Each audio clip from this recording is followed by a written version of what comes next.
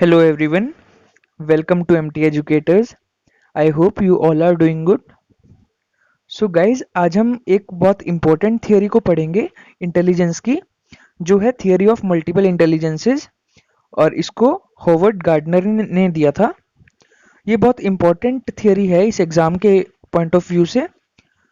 तो चलिए स्टार्ट करते हैं। सबसे पहले हम होवर्ड गार्डनर की बात करते हैं, जिन्होंने इस थियोरी को दिया था।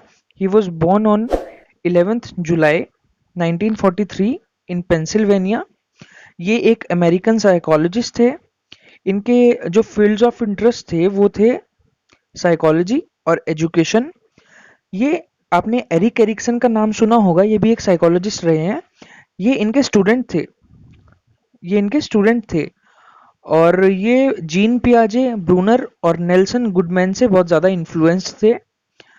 तो ये जिस थियोरी की आज हम बात करेंगे, थियोरी ऑफ मल्टीपल इंटेलिजेंस, इसके बारे में सबसे पहले इन्होंने एक जो इनकी बुक थी 1983 में, फ्रेम्स ऑफ माइंड नाम की, इस बुक में इन्होंने अपनी इस थियोरी का कुछ जिक्र किया है सबसे पहले। और ये बोलते थे कि सभी लोगों में अलग अलग तरह की इंटेलिजेंस होती है। मतलब ज़रूरी नहीं है अगर किसी इंसान का स्पोर्ट्स में इंटरेस्ट है या वो स्पोर्ट्स में अच्छा है तो वो वर्बल भी उतना अच्छा होगा। ठीक है, उसकी वर्बल जो फ्लुएंसी है, कम्युनिकेशन उसको उतनी अच्छी होगी, ऐसा ज़रूरी नहीं है। ठीक है, तो ये बोलते थे कि ऐसा ज़रूरी नहीं है कि सब में इंटेलिजेंस सेम ही हो। ठीक है, किसी में किस फील्ड में ज़्यादा हो सकती है, किसी में दूसरे फील्ड में ज़्यादा हो सकती है। तो चलिए इसके बाद हम स्टार्ट करते हैं अपनी थियोरी को। Theory of multiple intelligences. तो गार्डनर बोलते थे, everything can be taught in more than one way.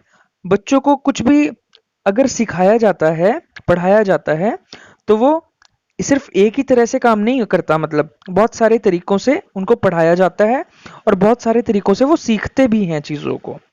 तो इन्होंने बोला है कि इंटेलिजेंस सिर्फ किसी एक फैक्टर पर या किसी एक इंटेलेक्चुअल कैपेसिटी पर बेस्ड नहीं है, बट इन्होंने इंटेलिजेंस के कुछ 8 टाइप बताए हैं, 8 प्रकार की कुछ इन्होंने इंटेलिजेंस बताई है, जिसमें सबसे पहले आती है हमारी वर्बल लिंग्विस्टिक, जिसमें हम वर्ड की, लैंग्वेज की बात करते हैं। देन उसके बाद आती है हमारी लॉजिकल मैथमेटिकल, इसमें हम कुछ साइंटिफिक स्किल्स की बात करते हैं, एब्स्ट्रैक्ट थिंकिंग या मैथमेटिकल फंक्शंस की बात करते हैं। देन इसके बाद आती है हमारी बॉडीली काइनेस्थेटिक, इसमें हम बॉडीली मूवमेंट्स की बात करते हैं कि कौन बंदा कितना ज़्यादा फिजिकली एक्टिव है। देन उसके बाद आती है हमारी म्यूजिकल इंटेलिजेंस, इसमें म्यूजिक की बात करते हैं। फिर आती है हमारी विजुअल स्पेशियल, इसमें हम स्पेस के बारे में बात करते हैं और कितना ज़्यादा लोग विजुअलाइज कर पाते हैं चीज़ों को, उसके बारे में हम बात करते हैं इसमें। उसके बाद आती है हमारी इंटरपर्सनल। इंटरपर्सनल इंटेलिजेंस में आता है हमारा कि कितना इफेक्टिवली एक दूसरे से कम्युनिकेट कर पाते हैं और इंटरेक्ट कर पाते हैं। देन आता है इंट्रापर्सनल। इंटरपर्सनल तो था दो या दो से ज़्यादा लोगों के बीच में, लेकिन इंट्रापर्सनल में आता है सेल्फ अवेयरनेस की हम बात करते हैं कि हम अपने आप को कितना जानते हैं। ठीक है, और हम अपने आप को किस हिसाब से गाइड कर पाते हैं। देन लास्ट हमारी इंटेलिजेंस आती है नेचुरलिस्टिक, इसमें नेचर की बात करते हैं कि नेचर से ज़्यादा लगाव होता है इन लोगों को। तो अब हम इन सारे फैक्टर्स के बारे में, इन सभी इंटेलिजेंस के बारे में डिटेल में पढ़ेंगे। तो चलिए स्टार्ट करते हैं। तो सबसे पहले हमारे पास आती है लिंग्विस्टिक वर्बल इंटेलिजेंस। इसको लिंग्विस्टिक इंटेलिजेंस भी बोलते हैं और इसको वर्बल इंटेलिजेंस भी बोलते हैं। देखो, ये जिन लोगों में ज़्यादा होती है ना, वो लोग वर्ड्स को और लैंग्वेज को बहुत इफेक्टिवली, बहुत अच्छे से यूज़ कर पाते हैं, चाहे वो राइटिंग में यूज़ करें, चाहे वो स्पीकिंग में यूज़ करें। ठीक है, वो अच्छे से लिख भी पाते हैं और अच्छे से बोल भी पाते हैं। ठीक है, इन लोगों को रीडिंग और राइटिंग का काफ़ी शौक होता है और ये लोग डिबेट्स में और स्पीच देने में, मतलब पार्ट लेते हैं। कोई भी जैसे फंक्शंस होता है, कोई भी स्टेज वगैरह पे, तो ये लोग पार्ट लेते हैं और ये चीज़ों को बहुत अच्छे से एक्सप्लेन कर पाते हैं, क्योंकि इनकी वर्बल जो है फ्लुएंसी अच्छी होती है, तो वर्बल इंटेलिजेंस इनमें ज़्यादा होती है। तो ये कुछ एग्जाम्पल्स हैं, जैसे लिंग्विस्ट हो गए, राइटर्स, जर्नलिस्ट हो गए, लॉयर्स हो गए, टीचर्स, एक्टर्स, इन लोगों में लिंग्विस्टिक इंटेलिजेंस कुछ ज़्यादा होती है। क्योंकि आपने देखा होगा राइटर्स जो होते हैं अच्छा लिखते हैं, वो लोग इफेक्टिवली लिखते हैं। जर्नलिस्ट हैं वो किसी से भी कुछ भी सवाल पूछ लेते हैं कहीं पर भी जाकर, और वो हिचकते नहीं है ना। लॉयर्स हैं, टीचर्स हैं, टीचर्स आपको बहुत अच्छे से एक्सप्लेन करना जानते हैं, लोगों से इंटरेक्ट करते हैं बहुत इफेक्टिवली, बहुत अच्छे से इंटरेक्ट करते हैं। एक्टर्स हो गए, उनको बहुत सारे रोल्स प्ले करने पड़ते हैं और वो हर एक रोल को अपना बेस्ट देते हैं हर एक रोल में। तो इनमें भी लिंग्विस्टिक इंटेलिजेंस ज़्यादा होती है। देन सेकंड आती है हमारे पास लॉजिकल या मैथमेटिकल इंटेलिजेंस। इसमें हम बात करते हैं ये उन लोगों में ज़्यादा होती है, मतलब जिन लोगों में ये इंटेलिजेंस ज़्यादा होती है वो लोग प्रॉब्लम्स को बहुत लॉजिकली रिकॉग्नाइज पहचान पाते हैं और उस प्रॉब्लम को एनालाइज कर पाते हैं अच्छे से। और इनमें साइंटिफिक थिंकिंग ज़्यादा होती है और प्रॉब्लम सॉल्विंग स्किल्स इनमें अच्छे होते हैं। ठीक है, ये थोड़े से मतलब चैलेंजिंग होते हैं, ये चैलेंज लेना जानते हैं, चैलेंज लेना इनको थोड़ा पसंद होता है। एब्स्ट्रैक्ट थिंकिंग इन लोगों में होती है। और इसमें मैथमेटिशियंस भी आ जाएंगे, आपके साइंटिस्ट भी आ जाएंगे, कंप्यूटर प्रोग्रामर, इंजीनियर्स भी आ जाएंगे इसमें। और मैथमेटिशियंस जैसे आपने देखा होगा मतलब ये मैथमेटिकल इंटेलिजेंस भी है, तो इन लोगों को नंबर्स के साथ खेलना थोड़ा ज़्यादा पसंद होता है, मतलब मैथमेटिकल प्रॉब्लम्स में ये बहुत इंटरेस्ट लेते हैं। तो जैसे आपने रामानुजन का नाम सुना होगा, ठीक है, वो बहुत बड़े मैथमेटिशियन हुए हैं, तो वो भी इसी कैटेगरी में आ जाएंगे। देन उसके बाद हमारा थर्ड आती है हमारे पास विजुअल या स्पेशियल इंटेलिजेंस। इसमें हम बात करते हैं स्पेस की। जैसे कि आपने देखा होगा कुछ लोगों में कुछ ऐसी एबिलिटी होती है कि जैसे उनको जैसे आप एग्जांपल लो इंटीरियर डिजाइनर का, ठीक है, या आर्किटेक्ट का। उनको पता है कि आपके पास 50 गज की जगह है, ठीक है, 50 गज की जगह में उनको पता है कि आपको बेडरूम भी बनाना है, लिव मतलब कि, और ड्राइंग रूम भी बनाना है, आपको वॉशरूम किचन वगैरह सब कुछ बनाना है। तो वो उसी के अकॉर्डिंग अपनी डायमेंशन सेट करेगा और बताएगा कि कैसे बनाना है, ठीक है, जो आप में उतनी नहीं होगी। ठीक है, तो इन लोगों में ये इंटेलिजेंस ज़्यादा होती है। तो ये लोग कुछ चीज़ों को, इमेजेस को और पैटर्न्स को ज़्यादा विजुअलाइज कर पाते हैं, मतलब कोई भी चीज़ को एकदम से विजुअलाइज कर पाते हैं हमसे बेटर, मतलब जो ज़्यादा बेटर कर पाते हैं उनमें ये इंटेलिजेंस ज़्यादा होती है।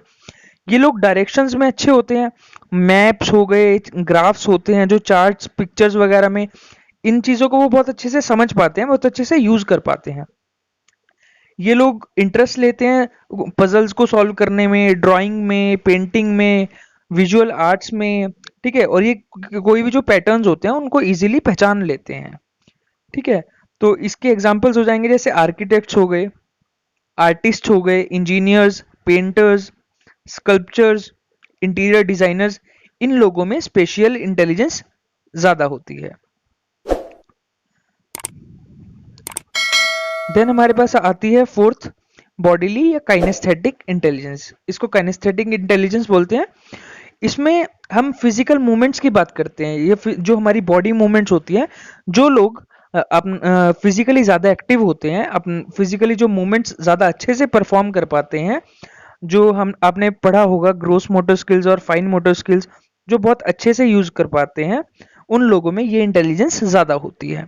इनका बहुत अच्छा हैंड आई कोऑर्डिनेशन होता है, ठीक है, ये कुछ ज़्यादा एक्टिव होते हैं बाकी लोगों के कंपैरिजन में। और इनको ये फिजिकली ज़्यादा एक्टिव होते हैं, अच्छा कोऑर्डिनेशन होता है इनका बॉडी का। और वैसे भी इसके एग्जांपल्स हो जाएंगे जैसे डांसर्स हो गए, एथलीट्स हो गए, ये लोग मतलब अपनी बॉडी को अच्छे से मूव कर पाते हैं, ठीक है, फ्लेक्सिबिलिटी होती है इनमें, सारे जो फिजिकल जो काम होते हैं उनको परफॉर्म कर पाते हैं बहुत इजीली। ठीक है, क्राफ्ट वर्कर्स हो गए, क्राफ्ट वर्कर्स में जैसे वो अपने फाइन मोटर स्किल्स का यूज करते हैं, है ना, फिंगर्स का यूज करते हैं। बिल्डर्स हो गए, एक्टर्स हो गए। और इसमें आप याद रखना, अगर क्वेश्चन भी आया है एक बार, ये सर्जन जो होते हैं, सर्जन भी इसी काइनेस्थेटिक इंटेलिजेंस में ही आते हैं वो भी, क्योंकि जब वो सर्जरी करते हैं या फिर कोई ऑपरेशन करते हैं तो उनके फाइन मोटर स्किल्स वगैरह होते हैं, आपने देखा होगा, ठीक है, तो वो भी इसी कैटेगरी में आएंगे। तो ये था हमारा काइनेस्थेटिक इंटेलिजेंस। देन इसके बाद हमारी फिफ्थ आती है म्यूजिकल इंटेलिजेंस। इसमें म्यूजिक की बात करते हैं। जिन लोगों में ये इंटेलिजेंस ज़्यादा होती है तो वो कुछ म्यूजिकल पैटर्न्स जो होते हैं, जो आपके नोट्स होते हैं म्यूजिकल इंस्ट्रूमेंट्स में, ठीक है, टोन्स होती हैं, उन चीज़ों को अच्छे से याद कर पाते हैं, ये समझ पाते हैं, उन चीज़ों को रिकॉग्नाइज कर लेते हैं, पहचान लेते हैं, ठीक है। जो रिदम्स होती हैं, साउंड्स होती हैं, उनको सोचने में ये मतलब अच्छे होते हैं, ठीक है। और म्यूजिकल फंक्शंस अच्छे से परफॉर्म कर पाते हैं ये। इनको सिंगिंग करना पसंद होता है, म्यूजिकल इंस्ट्रूमेंट्स बजाना पसंद होता है, ठीक है, म्यूजिकल कंपोजिशन में मतलब ये अच्छे होते हैं।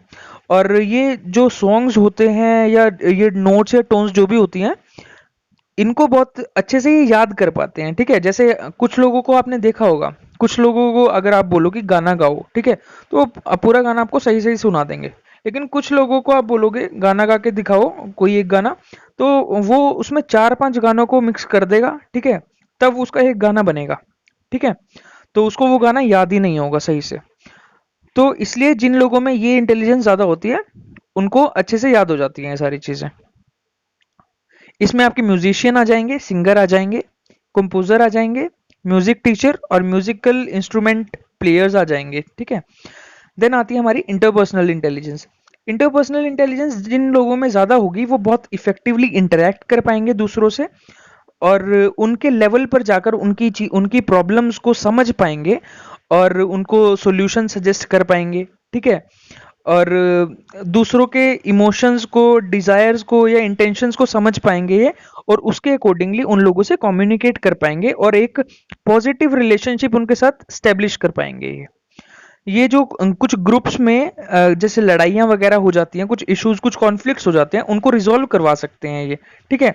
जैसे इसमें आपने देखा होगा साइकोलॉजिस्ट, फिलोसफर जो होते हैं, ये भी इसमें आ जाते हैं, काउंसलर आ जाते हैं, पॉलिटिशियन आपने देखे होंगे, पॉलिटिशियन सबके साथ जैसे बहुत इफेक्टिवली वो इंटरेक्ट करते हैं पब्लिक से, ठीक है, उनकी प्रॉब्लम्स को सुनते हैं, ठीक है। तो ये पॉलिटिशियंस भी इंटरपर्सनल इंटेलिजेंस इनमें ज़्यादा होती है, अच्छी होती है। सेल्समैन जो होते हैं, सेल्स पर्सन्स जो होते हैं, कोई प्रोडक्ट्स उनको बेचने होते हैं, तो आपसे बहुत अच्छे से बात करते हैं, अच्छे से आपके साथ डील करते हैं वो, ठीक है, अपने प्रोडक्ट्स के बारे में बताते हैं और इफेक्टिवली बात करते हैं और आपको इन्फ्लुएंस कर लेते हैं अपने प्रोडक्ट सेल करने में, ठीक है। तो ये सब एग्जाम्पल्स हो जाएंगे इंटरपर्सनल इंटेलिजेंस के। इंटरपर्सनल इंटेलिजेंस दो या दो से ज्यादा लोगों के बीच में होती है, लेकिन जो इंट्रापर्सनल आती है हमारी सेवेंथ इंटेलिजेंस जो है इंट्रापर्सनल, हम खुद के बारे में बात करते हैं। इंट्रापर्सनल इंटेलिजेंस जिन लोगों में ज्यादा होती है, ये लोग अपने आप को एनालाइज ज्यादा अच्छे से कर पाते हैं, ठीक है, सेल्फ अवेयर होते हैं बहुत ज्यादा, अपने इमोशंस को, अपनी फीलिंग्स, अपने डिजायर्स और अपने मोटिव्स को पहचान पाते हैं, ठीक है, उस पर ज्यादा ध्यान देते हैं ये लोग अपनी लाइफ में ही मतलब ज्यादा मस्त रहते हैं, और इनको सेल्फ रियलाइजेशन या सेल्फ रिफ्लेक्शन में ज्यादा इंटरेस्टेड होते हैं ये लोग, और अपनी वीकनेस और अपनी जो स्ट्रेंथ है उनको बहुत अच्छे से एनालाइज कर पाते हैं ये लोग। इसमें आ जाएंगे जैसे फिलोसफर्स हो गए, आपके जर्नल राइटर्स हो गए, थ्योरिस्ट हो गए, साइंटिस्ट हो गए, और रिलीजियस गुरुज जो होते हैं, जो ध्यान वगैरह में भी ज्यादा बैठते हैं, आपको पता होगा, ठीक है। तो ये लोग अपनी जो एनर्जी है, अपनी जो स्ट्रेंथ है, उसको ज्यादा फॉलो करते हैं, उसको ज्यादा एनालाइज करते हैं, ठीक है। तो ये लोग इंटरपर्सनल इंटेलिजेंस इनमें ज्यादा होती है। देन लास्ट आती है हमारी नेचुरलिस्टिक इंटेलिजेंस। जिन लोगों में ये इंटेलिजेंस ज्यादा होती है, ये लोग फ्लोरा और फोना में ज्यादा इंटरेस्ट लेते हैं, जैसे प्लांट्स हो गए, एनिमल्स, फ्लोरा में प्लांट्स आते हैं और फोना में एनिमल्स आते हैं, ठीक है। और वेदर हो गया, और जो एक्सटर्नल जो हमारा वर्ल्ड है, उसमें ज्यादा इंटरेस्टेड होते हैं ये लोग, ठीक है। मतलब ये लोग नेचर से कुछ ज्यादा जुड़े हुए होते हैं, इनको नेचर से ज्यादा लगाव होता है, और इसीलिए इनको जो नेचर से जुड़े हुए सब्जेक्ट्स हैं, जैसे बायोलॉजी हो गया, जूलॉजी हो गया, बॉटनी हो गया, इन सब्जेक्ट्स में इनको इंटरेस्ट होता है। लेकिन जिन जिन सब्जेक्ट्स का नेचर के साथ कोई कनेक्शन नहीं होता ना, वो सब्जेक्ट्स इनको पसंद ही नहीं होते। इसमें आ जाएंगे आपके जैसे बायोलॉजिस्ट हो गए, conservationist, farmer, environmentalist, fisherman, gardener, ठीक है, ये सब लोग इसमें इस कैटेगरी में आ जाएंगे नेचुरलिस्टिक इंटेलिजेंस की में। अच्छा, ये तो थी हमारी 8 जो थी मेन हमारी इंटेलिजेंस, टाइप्स ऑफ इंटेलिजेंस। लेकिन बाद में ना गार्डनर ने 2 इंटेलिजेंस को और ऐड किया था, एक थी एग्जिस्टेंशियल और एक थी पेडागोजिकल। देखो एग्जिस्टेंशियल में हमारा आ जाता है, जैसे इन लोगों में ये थोड़े ज़्यादा स्पिरिचुअल होते हैं, और जैसे आप नाम से समझ रहे हो एग्जिस्टेंशियल में मतलब मैं एग्जिस्ट क्यों करता हूँ, मैं कौन हूँ, मेरा क्या अस्तित्व है और मेरा क्या कारण है, मतलब कि मेरी एग्जिस्टेंस के बारे में ही, मतलब ये बहुत ज़्यादा स्पिरिचुअली एक्टिव होते हैं, ठीक है। और दूसरा आता है पेडागोजिकल। पेडागोजिकल में हमारे जो टीचिंग मेथड्स होते हैं या समझने के जो तौर तरीके होते हैं, पेडागोजिकल स्किल्स, उसमें वो आ जाते हैं। बट आपसे मेनली वो इन्हीं 8 जो इंटेलिजेंस है इन्हीं से क्वेश्चंस आएंगे, और ये बहुत इंपॉर्टेंट थियरी है। तो ये थी हमारी थियरी, मैं एक बार आपको रिवाइज करा देता हूँ। इसमें हमारी सबसे पहले थी वर्बल इंटेलिजेंस, जिसमें हम वर्ड्स और लैंग्वेज की बात करते हैं। देन थी हमारी लॉजिकल या मैथमेटिकल इंटेलिजेंस, जिसमें हम नंबर्स की और साइंटिफिक स्किल्स की बात करते हैं। देन विजुअल या स्पेशियल इंटेलिजेंस, जिसमें हम स्पेस की और विजुअलाइज करने की बात करते हैं अलग अलग चीज़ों को। देन हमारी आती है काइनेस्थेटिक इंटेलिजेंस, जिसमें हम बॉडीली फंक्शंस की बात करते हैं। फिर आती है हमारी म्यूजिकल इंटेलिजेंस, जिसमें म्यूजिक की बात करते हैं। फिर इंटरपर्सनल इंटेलिजेंस, जिसमें दो या दो से ज़्यादा लोग इंटरेक्ट करते हैं और कम्युनिकेट करते हैं बहुत अच्छे से, और इसमें हम उसकी बात करते हैं। इंटरपर्सनल में हम सेल्फ अवेयरनेस की बात करते हैं, जो लोग ज़्यादा सेल्फ अवेयर होते हैं वो उन लोगों में ये स्किल ज़्यादा होता है, ये इंटेलिजेंस ज़्यादा होती है। देन एट्थ आती है हमारे पास नेचुरलिस्टिक इंटेलिजेंस, ये लोग नेचर से कुछ ज़्यादा जुड़े हुए होते हैं, नेचर से ही इनको ज़्यादा लगाव होता है, फ्लोरा फोना, प्लांट्स एनिमल्स मतलब, और वेदर या जो वर्ल्ड है नेचुरल वर्ल्ड, उसमें ये ज़्यादा इंटरेस्ट लेते हैं। तो गाइज ये थी हमारी आज की थियरी, ये थियरी बहुत इंपॉर्टेंट है। आई होप आप सबको ये थियरी समझ आ गई होगी। So guys thank you for watching, stay connected for the upcoming videos.